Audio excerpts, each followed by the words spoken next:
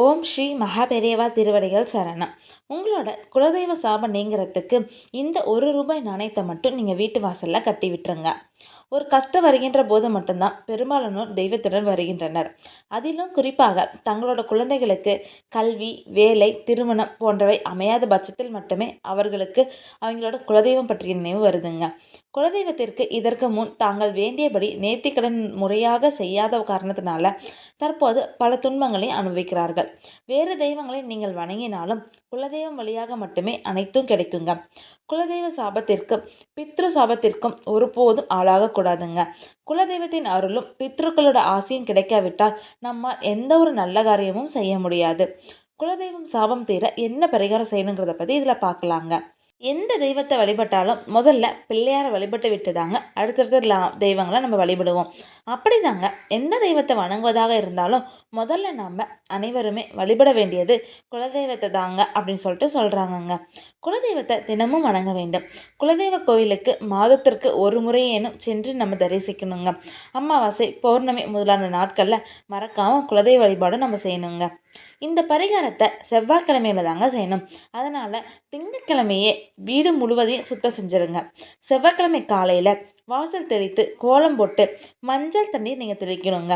செவ்வாய்க்கிழமை காலையில் 6 மணிலேருந்து 7 மணிக்குள்ளே விளக்கேற்றி ரூபாய் நாணயத்தை எடுத்து உங்களோட உள்ளங்கையில் வச்சுக்கோங்க. அதுக்கப்புறம் உங்கள் குடும்பத்தில் இருக்கும் அனைத்து கஷ்டங்களும் நீங்க வேண்டும் அப்படின்னு சொல்லிட்டு மனதார நீங்கள் வேண்டிக்கணுங்க. இந்த ரூபாய் நாணயத்தை மஞ்சள் துளியில் வச்சு நீங்கள் முடிச்சாக கட்டணுங்க. குறிப்பாக அந்த மஞ்சள் துணி ஏற்கனவே யூஸ் பண்ண துணியாக இருக்கக்கூடாதுங்க. புதிதாக துணியாக நீங்கள் வாங்கணுங்க. இந்த முடிச்ச உங்கள் வீட்டின் நிலைவாசலில் கட்டி விட்டுருங்க. அதுக்கப்புறம் ஒரு விளக்கு ஏற்றி அதை வாசலில் வச்சு விடுங்க. விளக்கு ஏற்று விட்டு பின் மனதார வேண்டிக் கொள்ளுங்க. இப்படி வேண்டுவதன் மூலம் குலதெய்வம் உங்கள் வீட்டில் இல்லை என்றாலும் உங்கள் வீட்டிற்குள்ளே வந்து விடுங்க. இந்த பரிகாரத்தை செவ்வாய்க்கிழமையில் தாங்க செய்யணுங்க.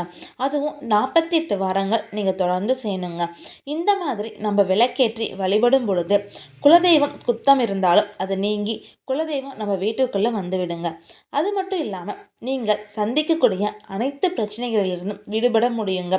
சுபகாரிய தடைகள் நீங்கி வீட்டில் நன்மை நிகழ ஆரம்பிக்குங்க. அதனால் இந்த ஒரு எளிய பரிகாரத்தை நீங்கள் கண்டிப்பாக செஞ்சுட்டு வாங்க.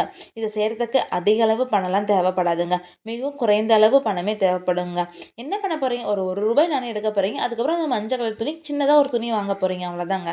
அதனால் இந்த ஒரு பரிகார முறையை நீங்கள் முழு மனசோடு செஞ்சுட்டு வாங்க. கண்டிப்பாக உங்களோட குலதெய்வ அருள் உங்களுக்கு கிடைக்குங்க. உங்களுக்கு இந்த வீடியோ பதிவு பிடிச்சிருந்தா லைக் பண்ணுங்கள், ஷேர் பண்ணுங்கள், மறக்காமல் சப்ஸ்கிரைப் பண்ணிடுங்க. ஹரஹர சங்கர ஜெய ஜெய சங்கரா, ஹரஹர சங்கர ஜெய ஜெய சங்கரா.